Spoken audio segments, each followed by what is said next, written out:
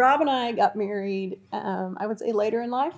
Yeah. We were in our 30s when we got married. I think one thing that we have struggled in our marriage, getting married later, is we were pretty much set in our ways. Would you say that?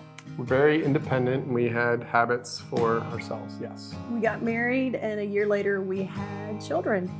So the honeymoon phase did not last very long, and we quickly found ourselves, I guess, in a downward spiral. And we knew we needed to do something. We went through a couple counselors. We never really found one that we enjoyed, that we could connect with. And so it just happened that I was on the fellowship webpage and I saw a Bible study for marriages, and it was kind of a last hope for us. It's called Re-Engage. This is a way that we can be involved in community. We're called to be in community. We don't have to worry about what we're doing with the kids. We don't have to get a sitter. Let's go do it. It'll probably be good for us.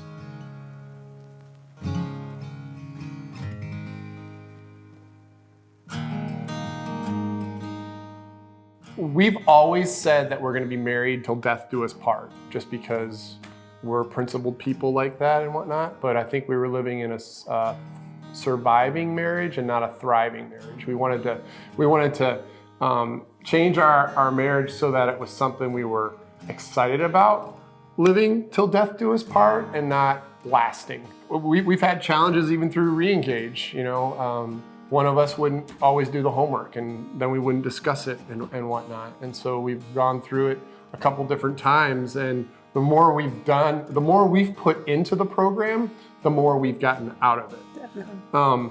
I like it because it's a way of being intentional with each other. It's a way that we can talk about things that we probably should be talking about, but just don't come up. The curriculum that they've put together is so, it's just so good.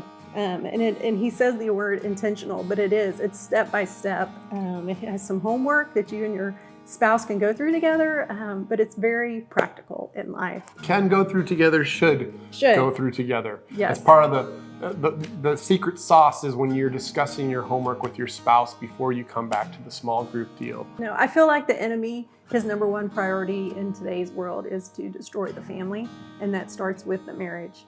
And there's just so many people hurting. There's so many people who are looking for avenues to help their marriage, and Re-Engage for us was just, it happened at the right time. And we are very thankful that we have gone through it, and now, like Rob said, it's caused us to be intentional. It's allowed us to look at marriage in a different way. This is not necessarily as much of a marriage program as it's a discipleship program, and as we grow closer to our Lord as a couple, we're going to be bettering our marriage relationship together. We realize that we don't want to be reactionary. We want to be proactive in our marriage and doing things proactively to make sure that we're not having to try to fix a marriage later down the road.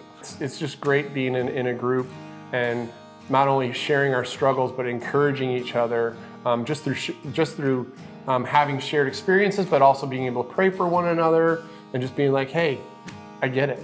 You don't have to have a marriage that's falling apart. You don't have to have a marriage that's perfect. You don't have to, I mean, if you're married, you should do Re-Engage. You're qualified. It's a great thing to do just for maintenance.